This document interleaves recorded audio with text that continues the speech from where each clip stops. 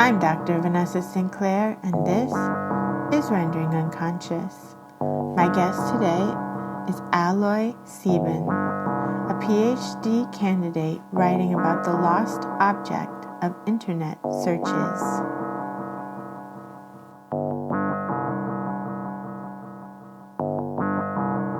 Rendering Unconscious is also a book. Rendering Unconscious, Psychoanalytic Perspectives, Politics, and Poetry. Available from Trapart Books, 2019. Now also available on iBook and Kindle. Please visit our publisher's website, www.trapart.net. You can support the podcast by visiting our Patreon, patreon.com/VANESSA23CARL. Your support is greatly appreciated.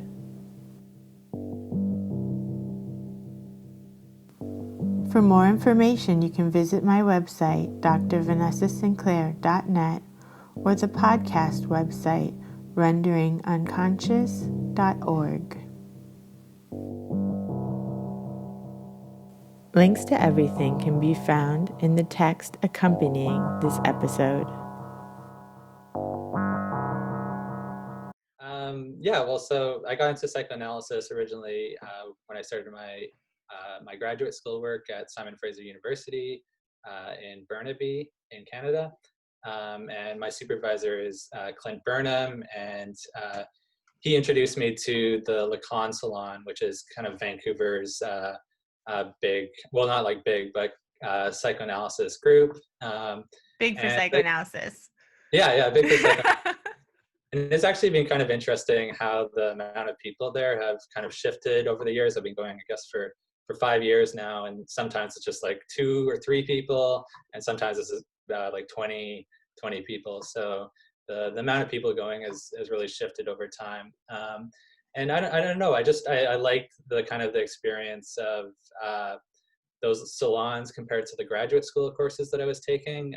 Mostly because in the graduate school courses that I was taking, it was always about this like presentation of confidence and in your ideas. And I think it was just not that my graduate school experience was competitive, but it was a little bit competitive, just in people trying to get ideas across. And when I went to Lacan Salon, there's just this attitude kind of shifted of just like mutual struggle, where even like very kind of accomplished academics would often struggle with the material or express kind of a little bit of kind of, I don't know, vulnerability that I didn't really get in the graduate school seminars. So I don't know, that really kind of attracted me. And I've still been going. We've gone through a bunch of the different seminars. So that was kind of my introduction into psychoanalysis, and it's still kind of what I like about going to the Lacan Salon, just and any kind of like psychoanalytic group, that the material is difficult. I mean, there are kind of not really breakthroughs, but we do kind of generate insight out of the material, but there's nobody that I've really come across in any of these kind of psychoanalytic meetings who's like completely confident in their interpretation of Lacan. It's a very kind of collaborative effort. So I kind of appreciated that. Yeah, and he changes over time, and so does Freud. And I think that's a real thing that gets lost in academia, is like this need to like people try to master the material, but like it's not really about that, at least in my perception. Like reading Lacan is just really generative, and it does get confusing, and sometimes he's just going on tangents and like winding, but he always kind of comes back around, and then you have these like great moments of insight. But it's not, he doesn't seem to be presenting it in a way where he wants people to be memorizing it like it's some sort of like dogma or like, big truth. It's more like, to me anyway, it seems like it also kind of reminds me of the feeling of being in psychoanalysis, where it's like sometimes you're like, oh yeah, that's it, and then you like kind of lose it, and you're like, wait, what did I just realize? And then it kind of gets all like turned around, and then you come back to that same kind of truth again later. It like kind of recreates that experience, I feel like, when you read Lacan, or at least when I do. Yeah. Yeah, and yeah, I really like that. And I also just, so like my research, what I'm writing my dissertation on is basically just talking about psychoanalysis and the internet, specifically looking at like the function of internet search, and also looking at that through a number of different kind of cultural objects, so movies, and I'm also kind of shifting into kind of autofiction a little bit, looking at autofiction. So I've also found like psychoanalysis to also be like a really kind of great tool for looking at the internet, and understanding it in a kind of interesting ways. And that's also kind of the work that my supervisor does. And he published a really great book on psychoanalysis and the internet too. Nice. Is that how you were introduced to that kind of idea, or how did you get into that? Yeah, that's a good question. Yeah, I've always kind of had like a strong relationship, I guess, with the internet. Like even going back to like even my undergrad, I was like, not to get too personal, but I was kind of doing most of my socializing. Even when I kind of moved into like dorms and stuff like that, I was doing kind of most of my socializing on the internet and kind of doing that kind of, I don't know, identity building through the internet more than through like my the peers that even I was like sharing or dorms with and stuff like that. I was just kind of exploring my identity more through the internet. So I've always, yeah, I guess it's kind of just like a personal exploration of why, I don't know, why people kind of turn to the internet, rather than kind of real life interactions, sometimes for kind of generating a sense of identity. Yeah. Yeah, I recently wrote a short essay about that, but I think it's really important. And I think, so many times, at least, I mean, most psychoanalysts, fortunately, there's a great younger generation coming in, but traditionally, they're all kind of older. And most of the talks I've heard about it, like at conferences and stuff, is really like talking about the negatives of technology and like the negatives of the internet and this kind of social interaction. But at this point, like anyone who's like under 30, say, it's like totally a part of normal day-to-day life. There is no difference between like life and like life outside the internet or life inside the internet. It's all part of life now, Yeah.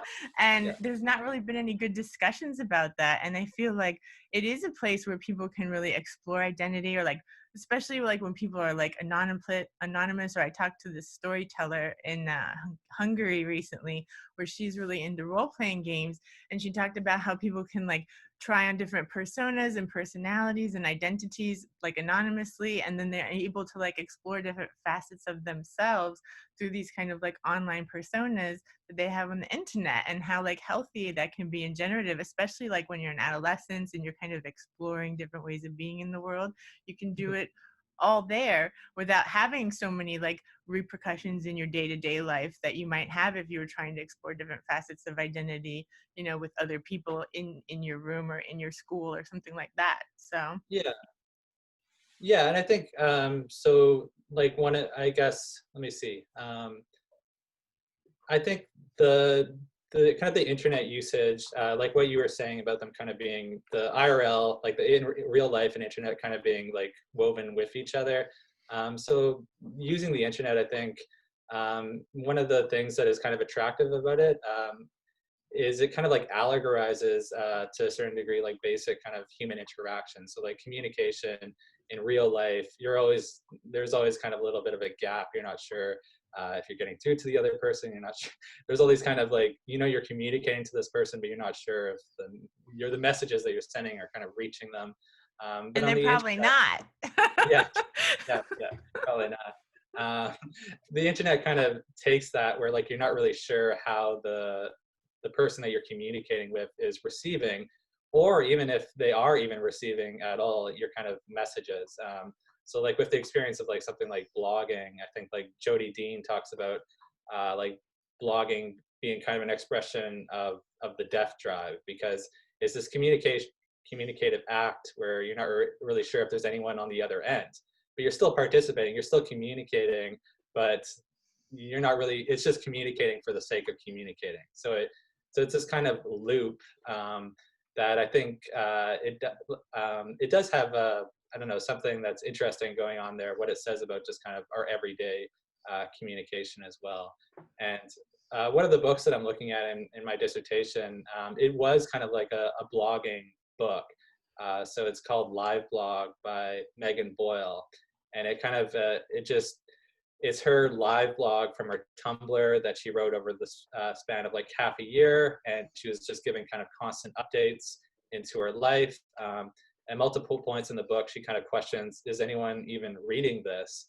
Because it's like very excessive kind of communication where she's just putting everything out there, and she writes it with like the purpose of like self-improvement. So by putting all this out there, she's hoping that she'll kind of see what she's doing wrong. At the time, she was suffering with addiction issues, relationship issues. So this idea that like, yeah, by communicating all this, that she would see something there that was going wrong. And like ultimately that practice was kind of a little bit like, going back to the dean, like was a bit of a death drive, because things didn't get better for her. By putting everything on the internet, things got progressively worse. But by the end of it, she did kind of publish a book out of it, and I think it was a really, and she expressly calls it a novel. So something at the end did kind of come out of it that was very kind of productive.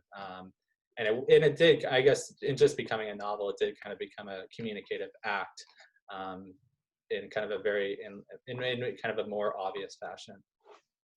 That's interesting. Yeah, because when you're describing it, I was thinking it almost sounds like a self-analysis, except for, of course, if she was writing the blog and not actually putting it on the internet, but maybe more like recording herself speaking, or just writing, like Freud did his own analysis just by writing. Yeah.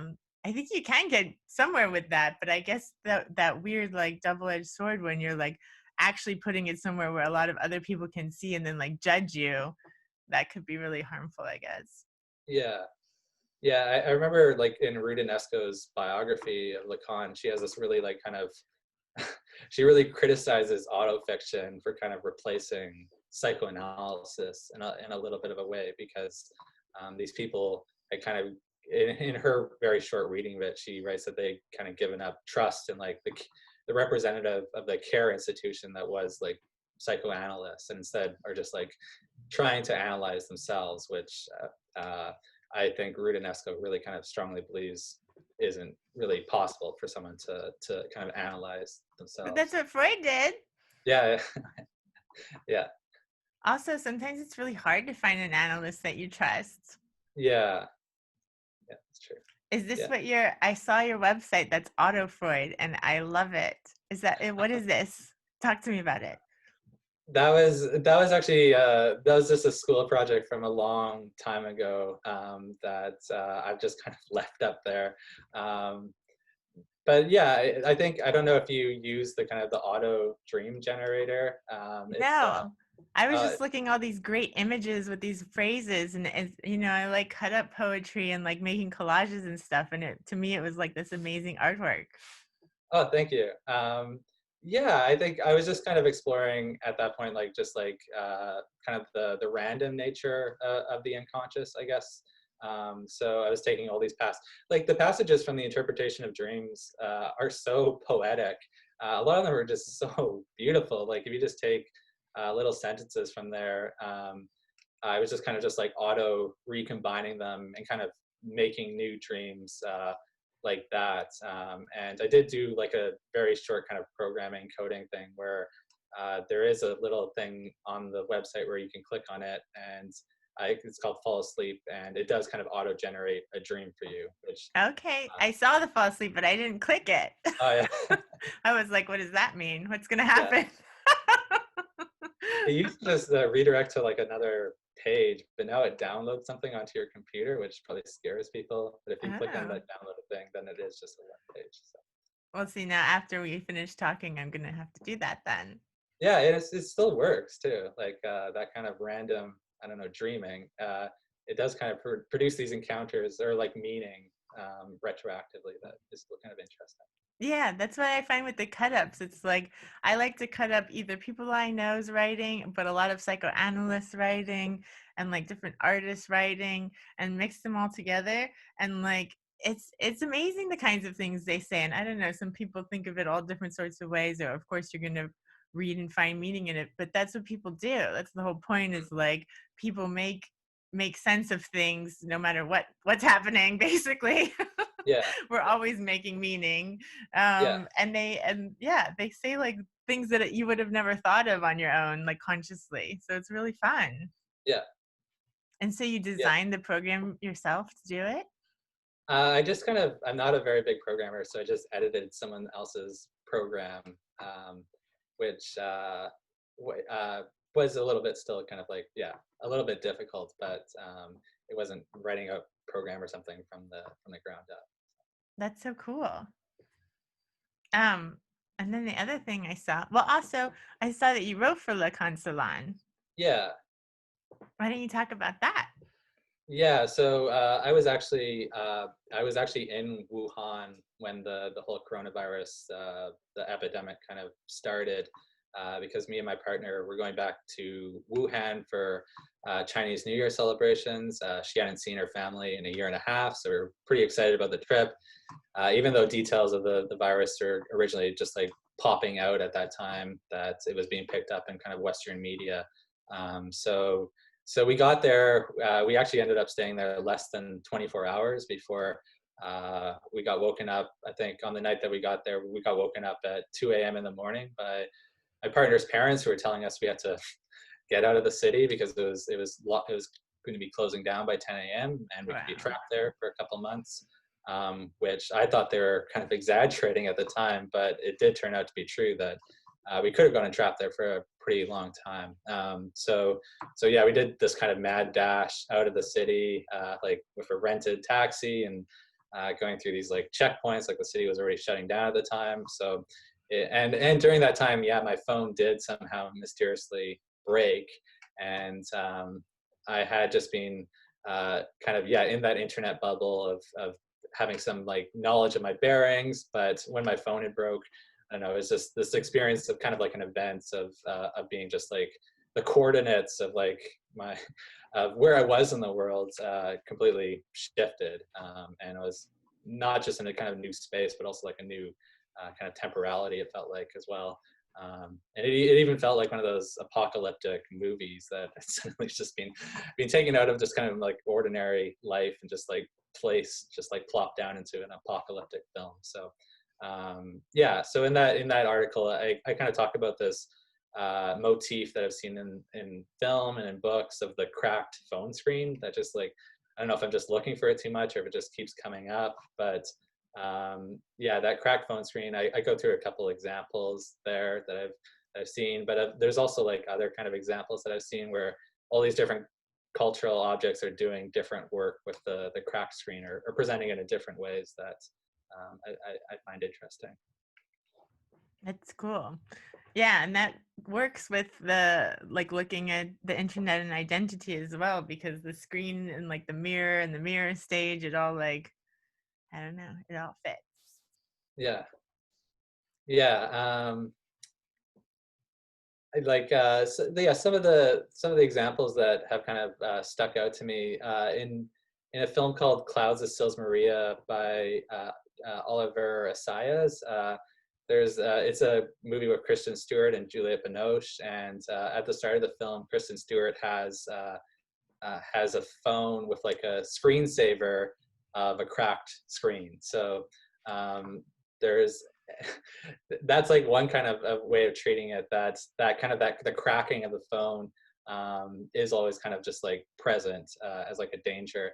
And there's another in a book called You by Caroline Kepnes, where a character, she cracks her screen first and then she puts the protective case over it. So like that experience again of like wanting to crack the screen and then putting the protective like screen over the crack. I don't know, it's just another these kind of layers of just like, I don't know, like physical trauma, but then also like protection. I find kind of interesting. Yeah, and totally losing your coordinates.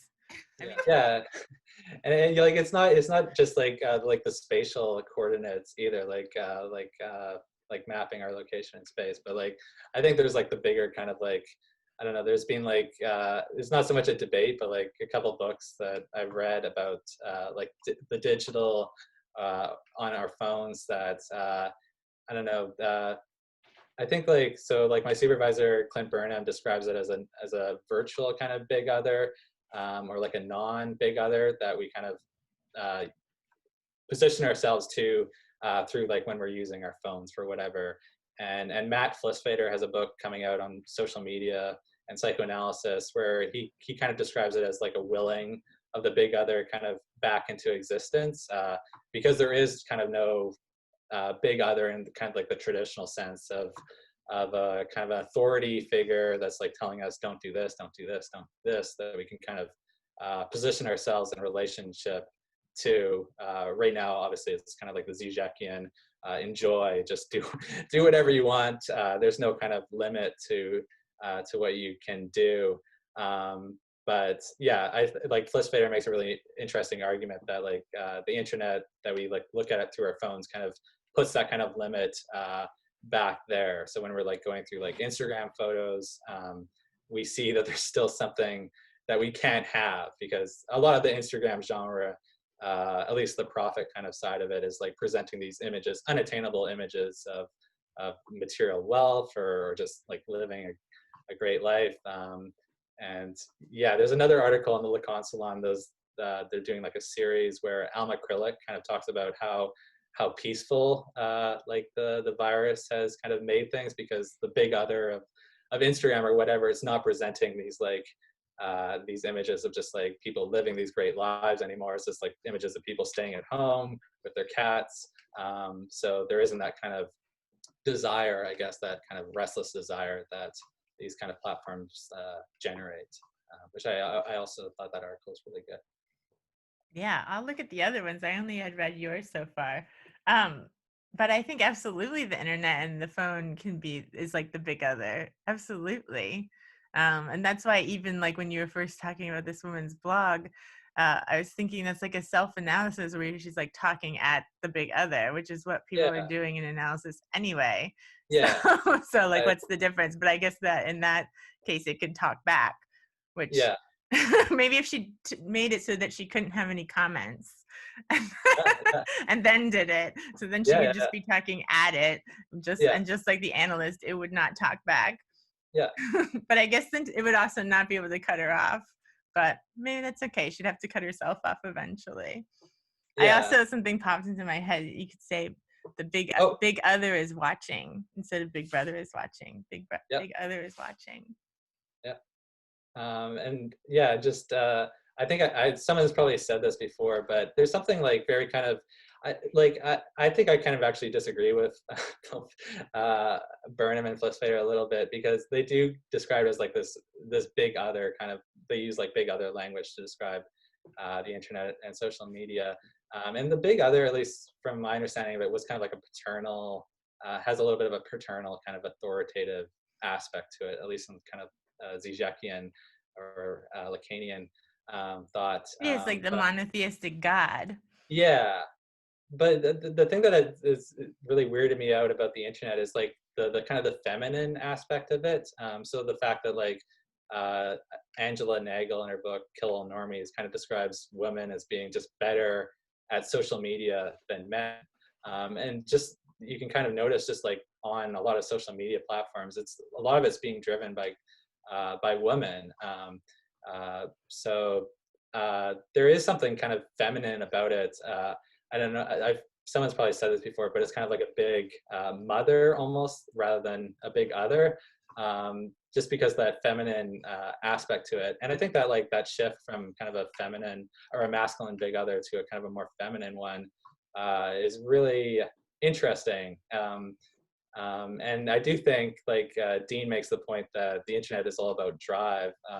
I do know like that the feminine is kind of more aligned with depth drive than the masculine kind of masculine big other, which would say no, which kind of creates desire.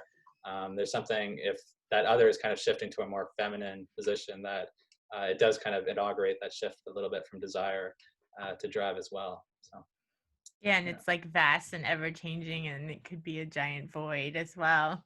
yeah, Maybe it's malleable and you can relate to it in different ways. yeah, that's true too. And that brings me to, you posted recently your syllabus for a class you're doing on Me Too era poetry. Oh yeah, fiction mostly, yeah. Fiction. Talk Yeah. about that. Yeah, so we just had our first week this week, and yeah, the students seemed to. We read Cat Person, which was this viral short story, kind of detailing this this relationship between a man and a woman, where there's this actual kind of it's kind of a failed relationship, and a lot of it's kind of driven by the internet. So people kind of having they start off by kind of communicating through text. They actually communicate through text for like the first 2 months of their kind of the relationship, and then they have an in-person encounter. The in-person encounter is very awkward compared to their texting, and that's just basically because through the screen, like even how we're communicating right now, not so much like how we're communicating through right now, but like looking at someone's posts or their texts or whatever. You can kind of project kind of fantasies onto that screen, which is a lot more difficult to do in person, where that person's kind of their actual or whatever their substance is kind of more involved there. The protagonist of the story, the woman, when she describes like they get into like a sexual encounter, and she is increasingly turned off by this man's like his belly, his like hairy belly. So it's like this protrusion of the body into this kind of like fantasy that they've both kind of written themselves. So yeah, so this course kind of takes off from that, just talking about how kind of men and women are doing, I guess, with the internet, how that's kind of shifting the relationships that we kind of form across the gender kind of gap. So the Me Too is kind of the course is kind of, I guess, trying to move past Me Too a little bit, just like the kind of getting into those gray areas between men and women that the internet kind of exacerbates, I think. So yeah. Yeah, and I think absolutely that the internet facilitates this kind of projection, and also like showing, like Judith Butler, of course, wrote about gender as performative. I guess it was in 1990 when that Gender Trouble came out. And since then, of course, now we have the internet being widespread, and it really like is showing people how that can work. I feel like in a lot of ways that maybe people like pre-90 that didn't have the internet in their everyday lives weren't able to see as well, some of them. But now it's like really in our faces. Like you can't deny that that's what's happening. Yeah. So how did you decide to teach that class? It mostly came out of Cat Person.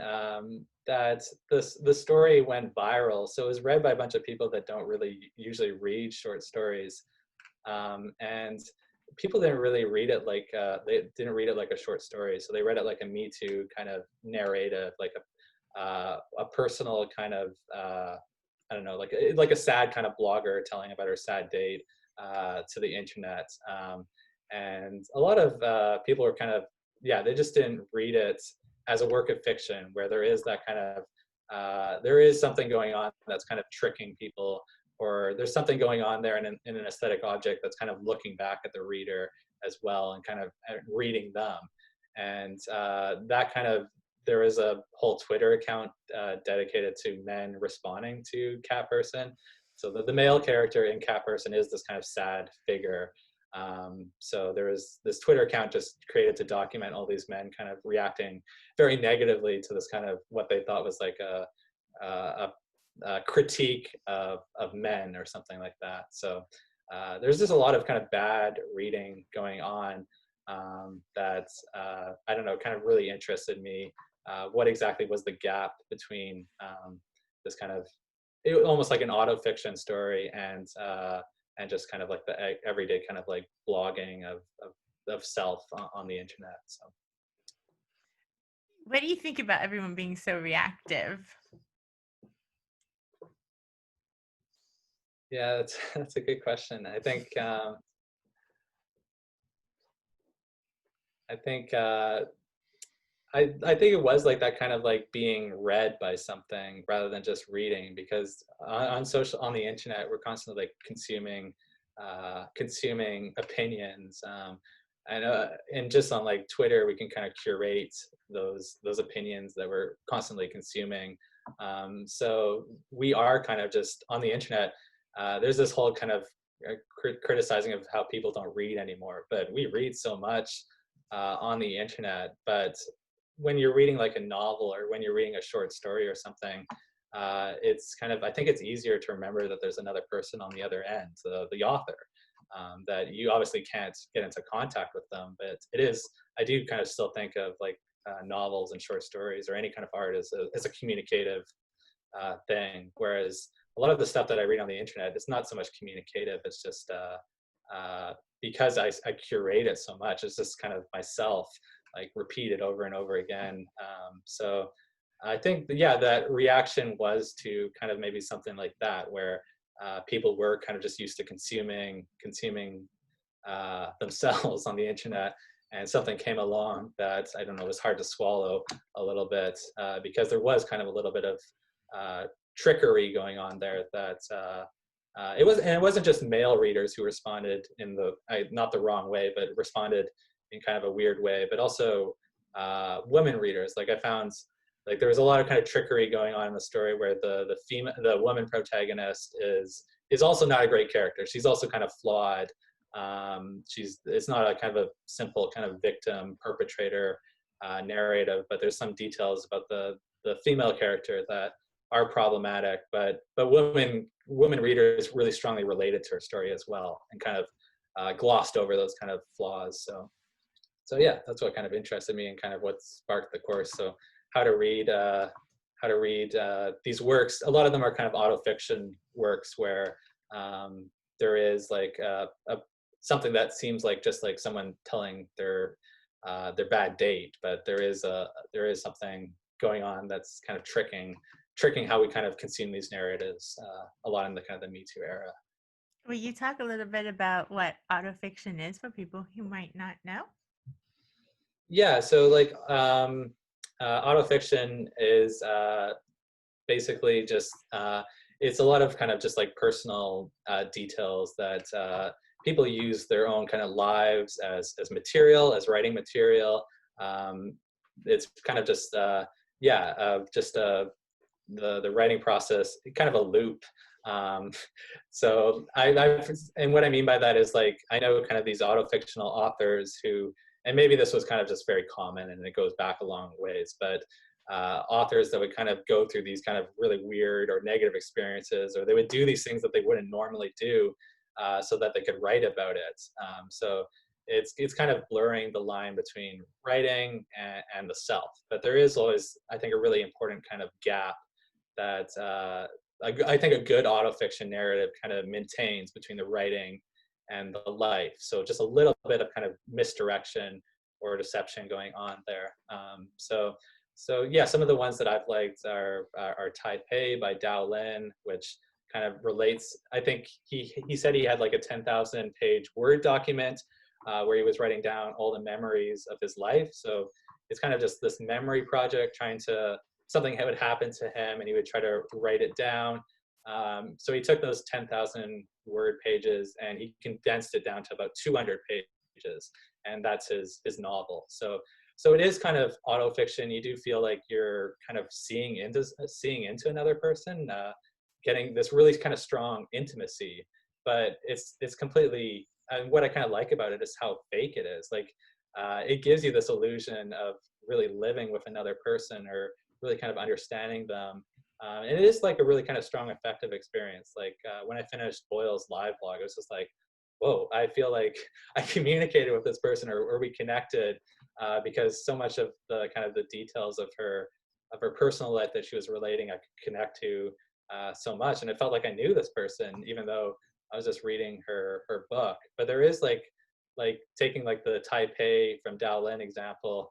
I mean, there's 10,000 pages of memory that he reduced to a 200-page book. So there is a kind of a lot of, and even like Megan Boyle's Liveblog, she edited it for 5 years to make it into a novel. So obviously it's not really an immediate experience of another person, but it's still kind of kind of an edited version, even if it does have that strong feeling of immediacy. So I kind of like that tension, I guess, between feeling like you're really getting to know another person, but also there being that gap or limit. Yeah, I think that sounds like an amazing process, and like really cathartic for them to do all the writing really free form and like openly, and then taking the time to like curate it and edit it into like a form that they want it to be afterwards. I think Yeah. that could be like really good for a person.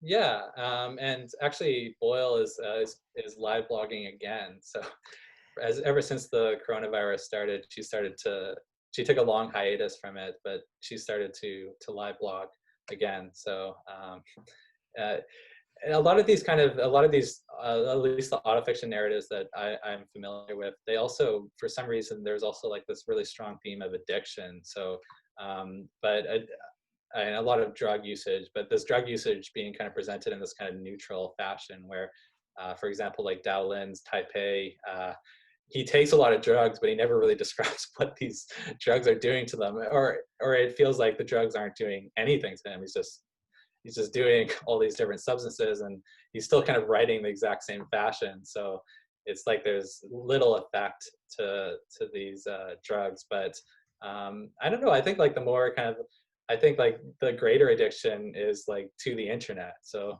these people, especially like the kind of scene, the alt-lit kind of scene out of New York, it all kind of grew up on the internet. So people have this like, I don't know if it's like an addiction or whatever, but something like addiction to the internet, to the kind of, I don't know, the subjectivity that it enables you to have, where it seems like I don't know how that kind of ties into the drug usage, but it seems like the master addiction there is the internet, and then there's all these other kind of behaviors that kind of aren't as strong a little bit.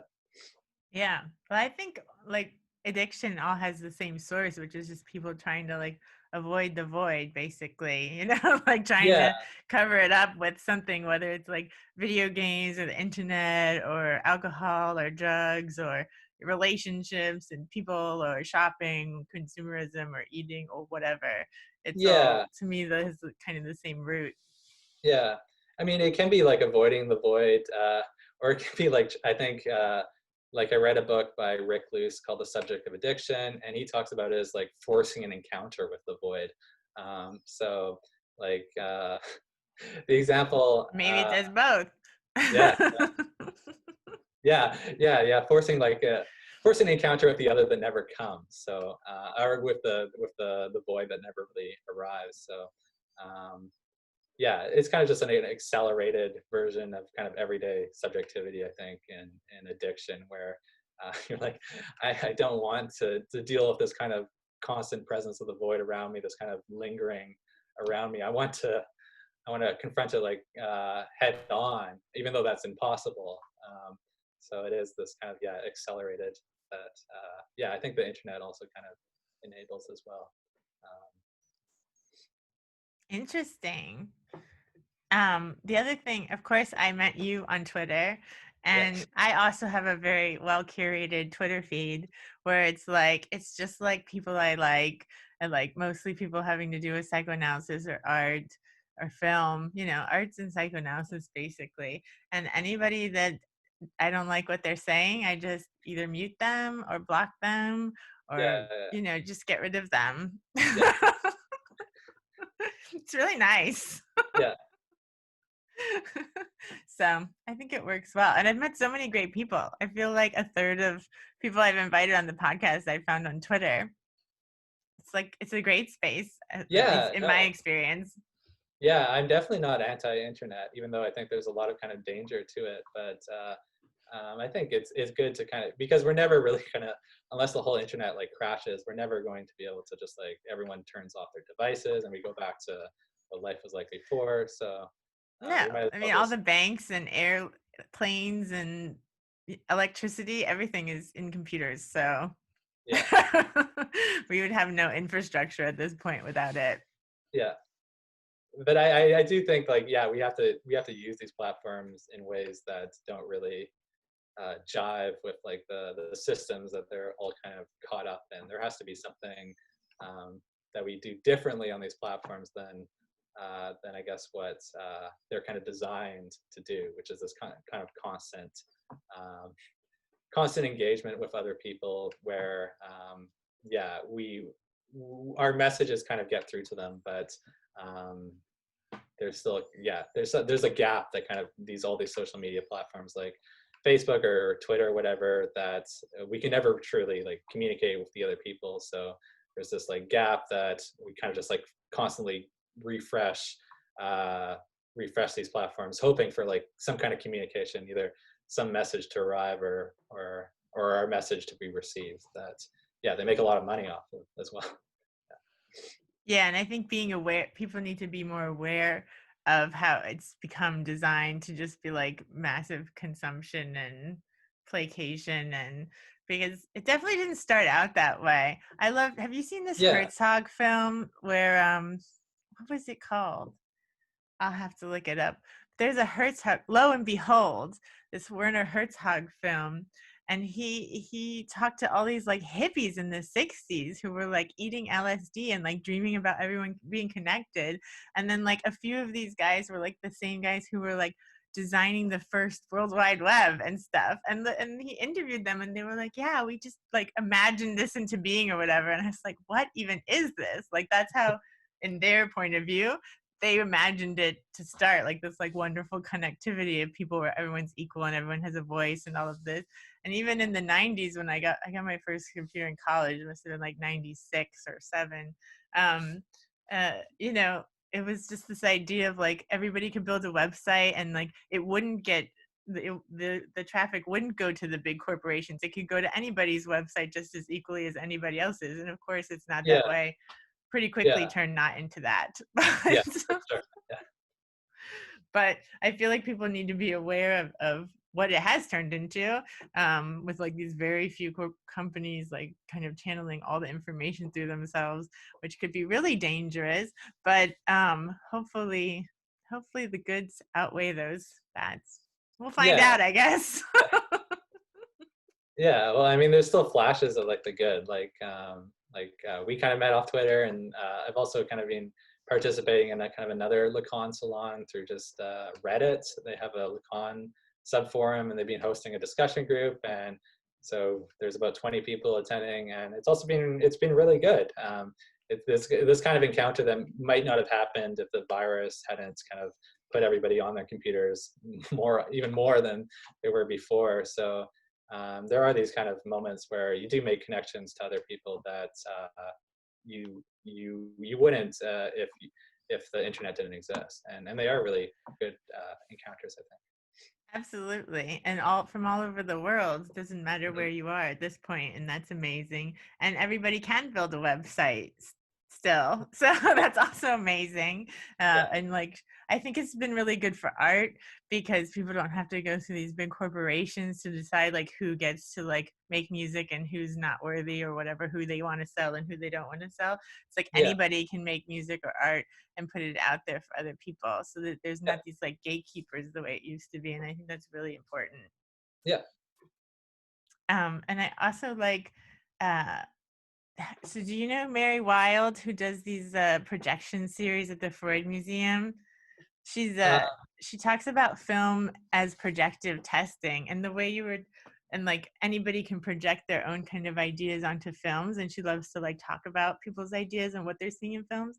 And the way you're talking about these autofictions also reminds me of that. Like people are going to see what they want in it, and really it's more of a reflection of them than what maybe the author was saying.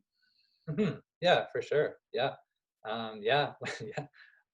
I started listening to the Mary Wild podcast that you did. But I haven't watched the Freud series, so you said a kind of a spoiler warning at the start of that episode where I was like, oh, maybe I should watch the TV show first before I listen to it. But yeah, I think that is really kind of a good way of thinking about that projective. I think that's really really useful. Yeah, I think you learn more about the people consuming it than probably whatever they think the author is saying. Yeah, yeah, sure. Yeah, and if you want to watch Freud, don't listen to that episode yet. Yesterday, I talked to the psychoanalyst and hypnotist who was the consultant for Freud for the Freud Okay, show. So I just put out his episode yesterday, and yeah, that was really fun and actually didn't have any giveaways like the one with Mary. So that one would okay, be okay to cool, listen to. cool. I think the Freud show is definitely worth watching. Some people are Okay, still telling me like, Vanessa, are you serious? I thought it was really fun, so whatever.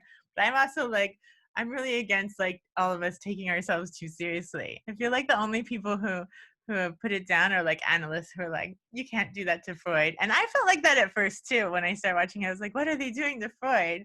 But yeah, you know, the way Mary described it, it's like fanfic. It's fan fiction, and oh, it's okay, like these guys like when they actually wrote to me after that episode oh, cool, because I said on the episode like, hey, if you're listening, you know, come talk to me.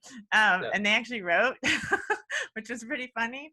yeah, But they said that there's this like, and I hadn't thought about this at the time, but the period that the show is from is like before Freud is married. It's like before he's invented psychoanalysis. And he's just like come back from seeing Charcot and like learning hypnosis, and he's doing it in Vienna.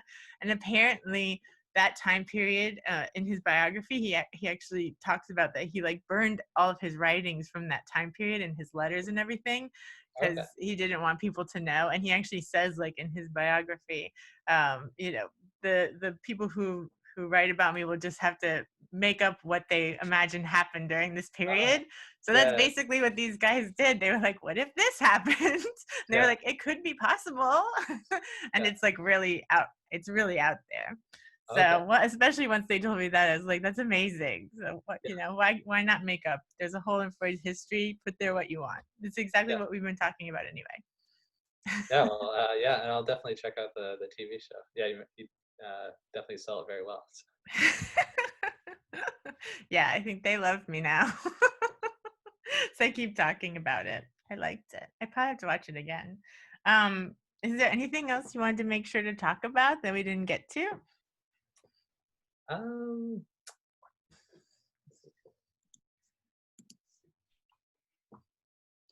oh no, I think um, I don't know. I have been kind of like I guess kind of debating like so the Flisfeder. I shouldn't talk about the Flisfeder book that much because it hasn't come out yet. It's coming out next year, but maybe I'm plugging it. So there is a little bit of a debate about whether the internet is about drive or if it is about desire. And So yeah, in Jodi Dean's book about the internet blog theory, she talks about the internet being completely about drive, these kind of repetitive actions that we do online, that there is no kind of object that we're really looking for. So like when we're scrolling down through Twitter or something, we're not like looking, maybe we are looking for like a tweet or something like that, but it's just kind of the searching that doesn't really have, we're not like looking for the perfect tweet or something like that. We're just kind of circling around these platforms. And in Flisfeder's book, yeah, he kind of makes the argument against that a little bit, that desire does kind of still exist on the internet.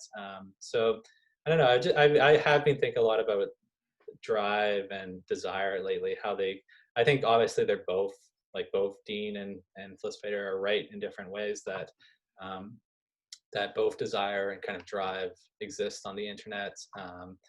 And I don't know, I've just been thinking about it in terms of, and this is kind of like autofiction, but kind of like the not so, I don't know, what's the right word, but formal or like fancy, but it's like the influencer culture where people, and I don't know if it's just influencer culture, but it's primarily women who just post every imaginable detail about their lives on the internet. And like one of the big ones right now is Caroline Calloway, who posts just like these. If you follow her Instagram, the amount of stories that she posts in a day is just it's as if her whole life is kind of being uploaded to the internet. And there is that Amazon TV series that started called Uploaded, where the people do. After they die, they get uploaded into the cloud and they can live there. It's called Heaven, which I've only watched the first episode, but it is, I think that's more kind of like a symptom of our current reality than kind of a science fiction. That I think like that this like constant sharing of our lives into the cloud or whatever is a kind of a way of like confronting death.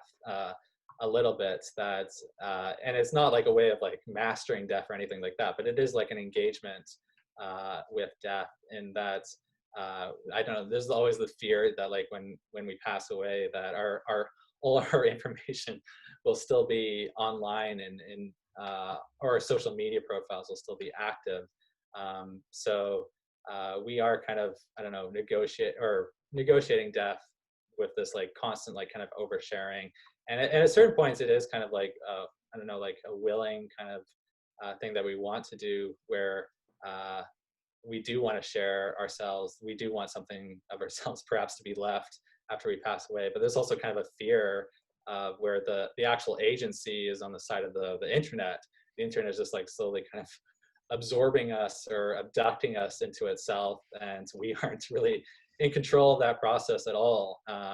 And yeah, in one of the novels that I mentioned, Taipei, the character does have this fear that his data is slowly being uploaded into this cloud, where this cloud is like full of the data of all these people that are dead as well. So yeah, so there is that kind of fear of being absorbed into the internet, and it is kind of like a death drive that we will be returning to the inanimate eventually. And one of those ways that it's already happening right now is kind of our uploading of ourselves into the internet. So yeah, that kind of oversharing, I don't know, I've found that interesting, is kind of thinking about how the internet and death are kind of are interrelated. Because yeah, at the same point, like the internet seems like a really strong kind of defense against death, because we could, on the internet, we kind of live in this present tense that seems that it'll go on forever,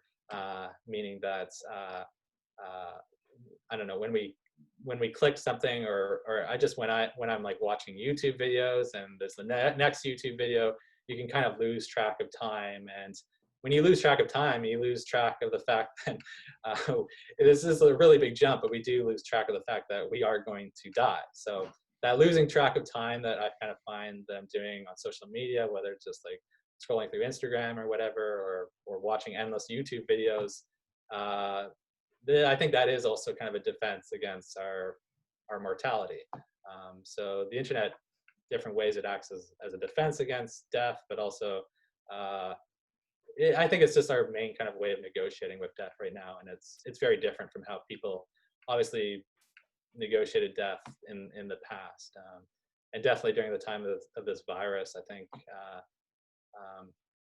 I think yeah, what I wrote about in the article in the Lacan Salon was that yeah, the internet does kind of enables us to distance ourselves from these kind of real life dangers, or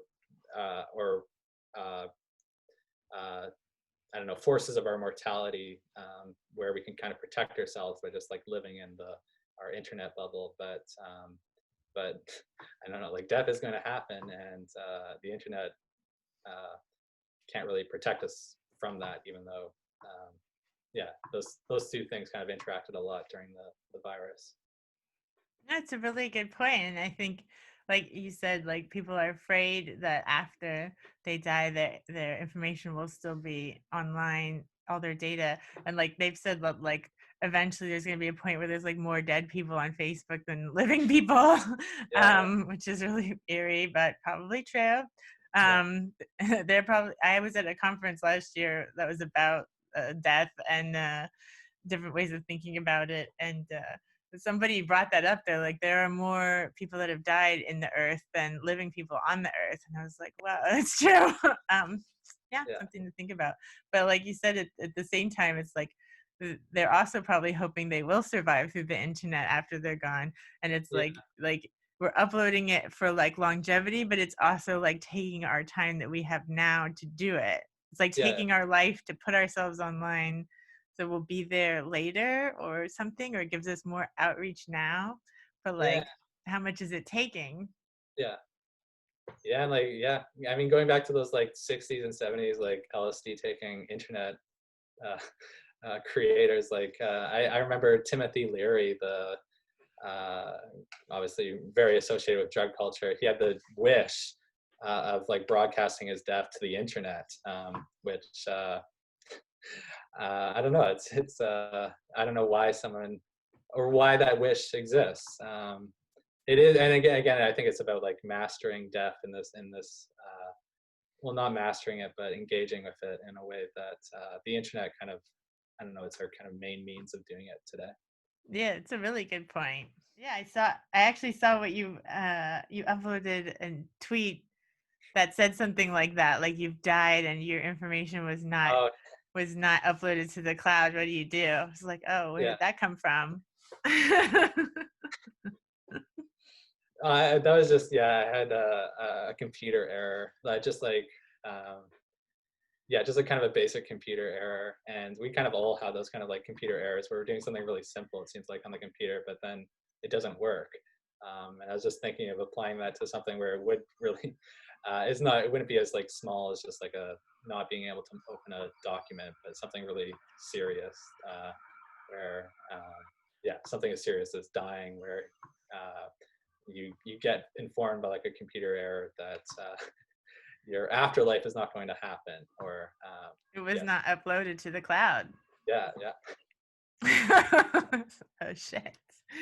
I like thinking of that as the cloud as like the underworld, the new afterlife.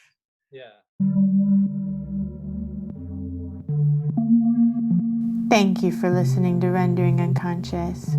You've just heard a discussion with Alois Sieben, a PhD candidate writing about the lost object of internet searches. For more, please visit his website, autofreud.wordpress.com and lacansalon.com. Links to everything can be found in the text accompanying this episode.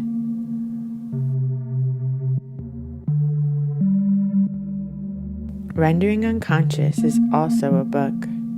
Rendering Unconscious, Psychoanalytic Perspectives, Politics, and Poetry.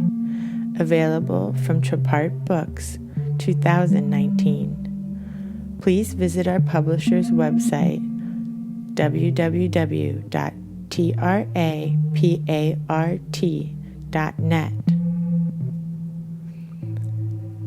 You can support the podcast by visiting our Patreon, patreon.com/VANESSA23CARL. Your support is greatly appreciated.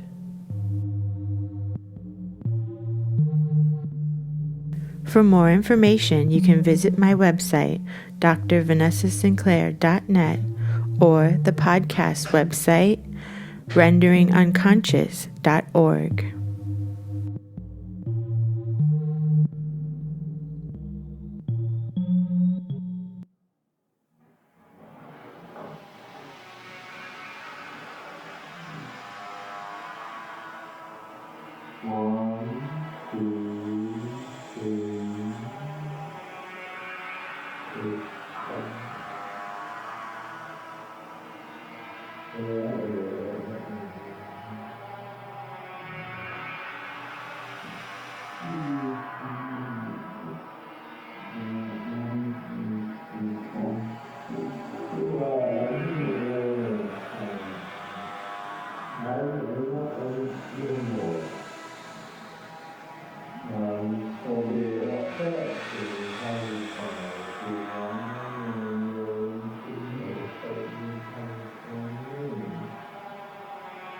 Peter Beard, Briar Peerage, Burroughs and Geisen, Ian Curtis, Derek Jarman,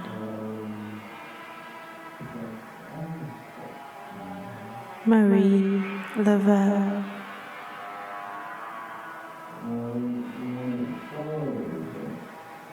This juxtaposition of creative, wild, beautiful, successful, impoverished, the real of living our dream, entangle the knots, the client as her to understand her, divine path, architect, permutation was, to Warhol, be home, evils from internal and external sources is also found in the analysis of adults. In passing, I would say that the very favorable changes, a contribution to the analysis of the negative therapeutic reaction. Also, Freud, the ego and the id, that we genuinely, with a warily, or both the, in your mischievous company, loyalty does not end with death. We crossed over.